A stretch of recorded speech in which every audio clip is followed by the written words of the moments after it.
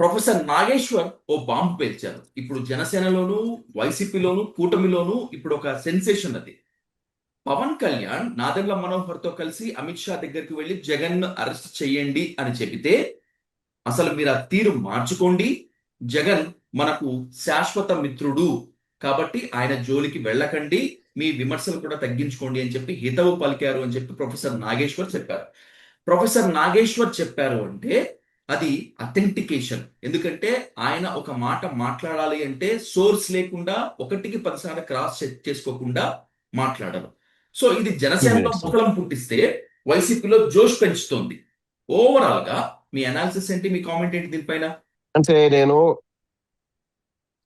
ఈ రాజకీయాలలో శాశ్వత మిత్రులు, శాశ్వత శత్రువులు ఉండరు అనేది ఒక నానుడి.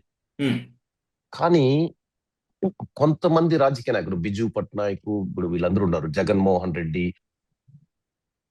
అంటే నాకు ఇద్దరే ఎగ్జాంపుల్స్ గా తీసుకుంటాను. వాళ్ళ స్టాండ్ అంటే come what ever it is, అంటే ఆ తక్కువ మిత భాషలు, అంటే రాజకీయాలలో అతి చేయడము, స్టాండ్ మార్చుకోవడము, అట్లాంటివి మన ఎదుటి రాజకీయ నాయకుడికి నీ పర్సనాలిటీ గురించి అర్థమవుతుంది.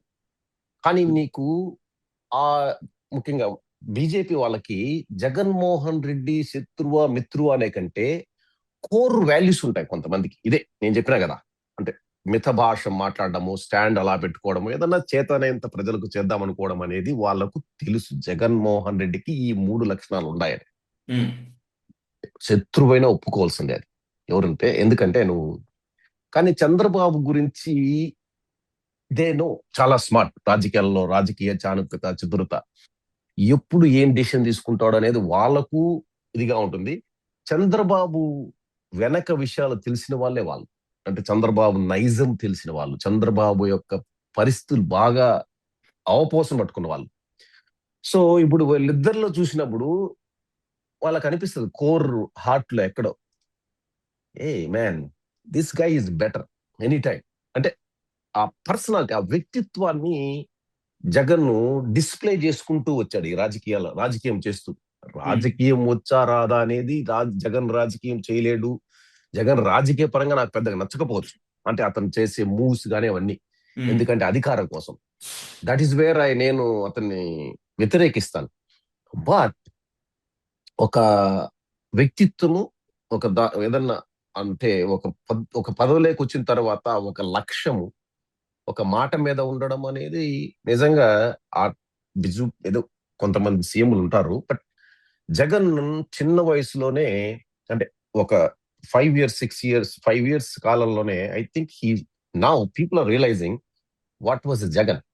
సేమ్ థింగ్ రాజకీయ పార్టీలకు కూడా జగన్మోహన్ రెడ్డి అనేవాడు ఎట్లయితే మన ఆంధ్రప్రదేశ్ ప్రజలు ఎలా అనుకుంటారో అంతే కదా, అదే విధంగా అందరికీ లోపల ఉంటది నేను అనుకుంటున్నా. This is exactly what is the deal. వాళ్ళు జగన్ యూజ్ చేసుకుంటారా బీజేపీ వాళ్ళు అనేది అది వేరే విషయం, పక్కన పెడితే కనీసం they have a very soft corner, core లో ఎక్కడో వాళ్ళకి ఈడు ఒక మంచి వ్యక్తి, రాజకీయాల్లో కొన్ని ప్రమాణాలు, కొన్ని విలువలకు ఇస్తాడు అనేది వాళ్ళకు కూడా తెలుసు. That is exactly keeping him in a good books అని అనుకుంటున్నా నేను. అండ్ దట్ ఈ ఇంప్రెషన్ జగన్మోహన్ రెడ్డి పైన బీజేపీకి ఉన్న ఇంప్రెషన్ ఎంతకాలం ఉంటుంది? బీజేపీ కోర్ పాలిటిక్స్ మనకు తెలుసు కదా. బీజేపీ అవసరం ఉంటే నెత్తిన పెట్టుకుంది, అవసరం లేకపోతే అధాపాతాలని తొక్కేస్తుంది. దానికి ప్రత్యక్ష ఉదాహరణ బెంగాల్ మమతా బెనర్జీ. ఎగ్జాక్ట్లీ. ఇప్పుడు ఆ వాళ్ళ మాటల్ని వాళ్ళు ఎప్పుడు బేరీజ్ వేసుకుంటుంటారు. రాజకీయ పార్టీలు ప్రతి క్షణం ఇస్ అ డైనమిక్ పాలిటిక్స్. ప్రతి సంవత్సరం మారుతుంటాయి, ప్రతి సిద్ధాంతాలు మారుతుంటాయి, ప్రతి ఇయరు మారుతుంటాయి. ఇప్పుడు ఎందుకు Revanth Reddy BJP CM candidate అని ఈ రోజు నిన్నంతా చూసావు నువ్వు? Did you see that thumbnails? గుర్రము ఎగురావచ్చు అంటారు చూడు. అది కాదు ప్రభాకర్ గారు, నువ్వు అనుకున్నటువంటి గోల్ రీచ్ అవ్వాలంటే, నువ్వు అనుకున్న స్థాయికి వెళ్ళాలంటే నాతోనే కలువు అని చెప్పి ప్రధానమంత్రి ఓపెన్ గా చెప్పారంటే ఇంకేమనుకోవాలి? గుర్రం ఎగురావచ్చు అంటారు చూడు. That is exactly. సో ఏది ఏమైనా కానీ this is a very emotional. నేను ఒక చిన్న వీడియో కూడా చేశాను. నేను ప్రొఫెసర్ నాగేశ్వరరావు గారు చెప్పిన దాంట్లో నుంచి నేను తీసుకున్న పాయింట్ ఏంటంటే, ఉమ్, రాజకీయ నాయకుల్లో ఇప్పుడు మనం కూడా నీకు శత్రువు ఉంటాడు చాలా మంది, మన మన నీకు ఉమ్, శత్రువులు ఎవరో ఉంటారు, కానీ ఆ శత్రు వర్గంలో కొన్ని కొన్ని కొన్ని నీకు నచ్చింటాయి. అంటే నీ శత్రువే, వాడు నువ్వు ఫైట్ అవును. చేయాలనుకుంటావు, కానీ శత్రువు అయినంత దేర్ ఆర్ మాత్రం సర్టన్ వాళ్ళలో గుడ్ వాల్యూస్. క్వాలిటీస్ ఉండవు, క్యాపబిలిటీ ఉండదు లేదుగా రూల్. ఉంటుంది వాళ్ళలో కూడా క్యాపబిలిటీస్. వాడిని నీకు కొన్ని నచ్చింటాయి, కొన్ని లక్షణాలు. అవును. అరే అవును. వీడు శత్రువు అయినా కానీ అదిగోరా వీడికి కొన్ని ఉన్నాయి అని. అట్లా మనిషి యొక్క వ్యక్తిత్వము, ఆ పార్టీ విధి విధానాలు, అతని యొక్క అంటే I think they like more of his వ్యక్తిత్వం అనుకుంటున్నాను నేనైతే. ఉమ్, ఉమ్, అందుకనే తను they don't disturb much. Disturb um. చేశారంటే నేను ఒక్కడ చెప్పనా, వాళ్ళు జగన్ అలయన్స్ కోసం వెంపర్లాడడం అనేది జరిగింది ఎలక్షన్ల ముందర. అడిగారు. Yes, yes, yes. ఉమ్, అది జగన్ స్టాండ్ వాళ్ళకు ఒకటే క్లియర్ గా చెప్పాడు, మీకు నేను ఏ విధంగా అయితే నేను ఇన్ని రోజుల వరకు ఎలా సపోర్ట్ చేస్తానో, నేను ఎక్కడికి ఎవరితో కలపను, కానీ మీతో కలవను, నా మాట ఇది అన్నాడు. ఉమ్. కానీ అఫీషియల్ గా మీతో పొత్తు చంద్రబాబు పెట్టుకోను నాయుడు కానీ మీకు మిత్రుడుగానే ఉంటాను అన్నాడు. 100% ఉమ్, భరోసా కూడా ఇచ్చాడు. కానీ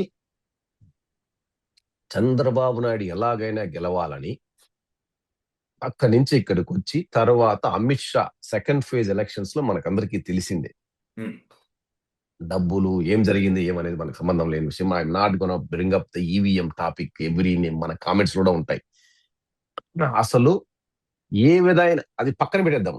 సో ఎప్పుడైతే బీజేపీకి ఒక మంచి మిత్రుడు దొరక్కపోయేసరికి మనకు నంబరు టాలీ కాదని చెప్పి అప్పుడు చంద్రబాబుతో జట్టగట్టడం జరిగింది. చంద్రబాబుతో జట్టగట్టినప్పుడు కూడా వాళ్ళకి నాకు తెలిసి వాళ్ళ దగ్గర సమాచారం ప్రకారం మనము గెలవమనే ఉంది.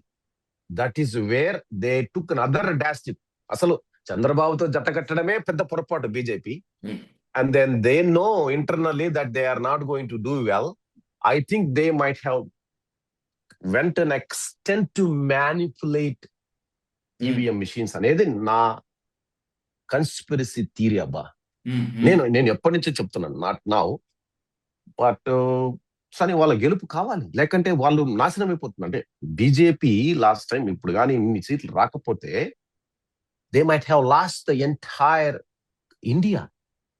ఇప్పుడు మొన్న మోడీ గెలవకపోయింటే it is disastrous for BJP. గుర్తుపెట్టుకో. Yes, I think this is exactly the truth. నా విశ్లేషణ ప్రకారం నేను ఇది అనుకుంటున్నా, ఇట్లా Right. జరిగింది అని. Right. But still right. I conclude with one question. 2029 ఎన్నికల్లో కూటమి ఉంటుంది అని మీ నమ్మకమా? బీజేపీతో ఉంటుందని నమ్మకమా? లేకపోతే బీజేపీ జనసేన రెండు కలిసి టీడీపీని ఒంటరి చేస్తాయా? అఫ్కోర్స్ ఇది చాలా ఎర్లీ బర్డ్ స్పీకింగ్ అన్నట్లుగానే సిగ్నల్స్ అజంప్షన్. రెండు వైపులా ఉన్నాయి సిగ్నల్స్ ఇఫ్ యూ సీ. కానీ పవన్ కళ్యాణ్ అయితే చంద్రబాబును వదలడు అనేది నాకు బాగా నమ్మకం ఉంది. కానీ పవన్ కళ్యాణ్ వల్ల చంద్రబాబుకు 2029లో ఒరిగేది ఏమీ లేదనేది నా దగ్గర సమాచారం ఉంది.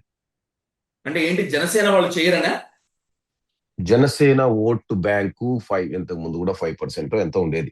ఏమి అతను అసలు పవన్ కళ్యాణ్ గెలిచింది చంద్రబాబు ఓటు బ్యాంకు లేకపోతే ఈవీఎంలు గెలిచాడు, అది నాకు సంబంధం లేని విషయం. జనసేన అనే పార్టీలో ఇప్పుడు ఒక్క ఓటు ఆయన అన్నా లెజినోవా తప్పితే వేసే వాళ్ళకు కూడా విరక్తి పుట్టింది. ఇది జనసేన వాళ్ళకి. No this is the truth. ఎవరైతే నేను సీఎం కావాలని పార్టీ పెట్టలేదు అనేటువంటి స్టేట్మెంట్ మరింతగా డ్యామేజ్ చేసిందా? ఖచ్చితంగా. ఇప్పుడు కాపులు ఏనాడి నుంచో రంగాకారిక నుంచి కూడా కోరుకుంటున్నారు పాపం రకరకాలు. అంటే వాళ్ళ కాపు కార్పొరేషన్ గాని, కాపులకు రిజర్వేషన్ గాని, కాపు సీఎం ప్రతి క్యాస్ట్ కి ఇప్పుడు ఉన్నప్పుడు ఏది సాధించలేని నాయకుడు చంద్రబాబు. మన పవన్ కళ్యాణ్ మీద చాలా ఆశలు ఉన్నాయి వాళ్ళకి, చాలా మందికి. కానీ అవి ఏమీ కాకుండా పోనీలే, ఇప్పుడు అంతో ఎంతో డబ్బులున్న సంపన్న వర్గ కాపులకి ఈ అధికారం అనేది కావాలనేది ఉంటది జనరల్ గా. అవి ఈ మూడు ఏమీ నెరవేరకపోక మామూలుగా ఆ సంపన్నులు కాకుండా మధ్యతరగతి దిగువ మధ్య తరగతిలో ఉన్న కాపులకు ఏం ఉరిగింది? ఉమ్, ఏం ఉరగలే.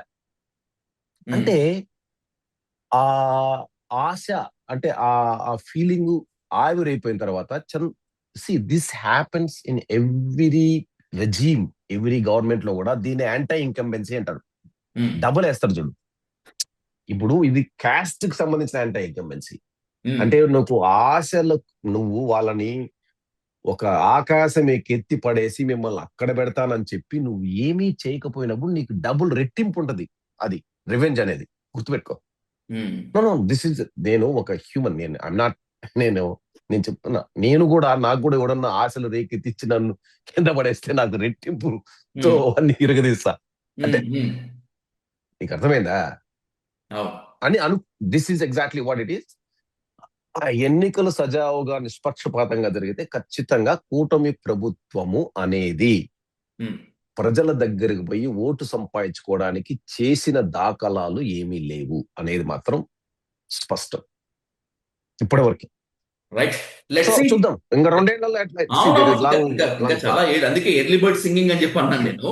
రాబోయే రోజులు ఇంకా చెప్పలేదు. పరిణామాలు మారేటువంటి ఛాన్సెస్ ఎక్కువగా ఉన్నాయి. మీరు అన్న దాని ప్రకారం ఏమో గుర్రం ఎగరావచ్చు, అది కూడా నిజం కావచ్చు. Let's wait and watch on the political screen. Prabhakar గారు, thank you so much for participating in the debate. Thank you much. Thank you Vijay.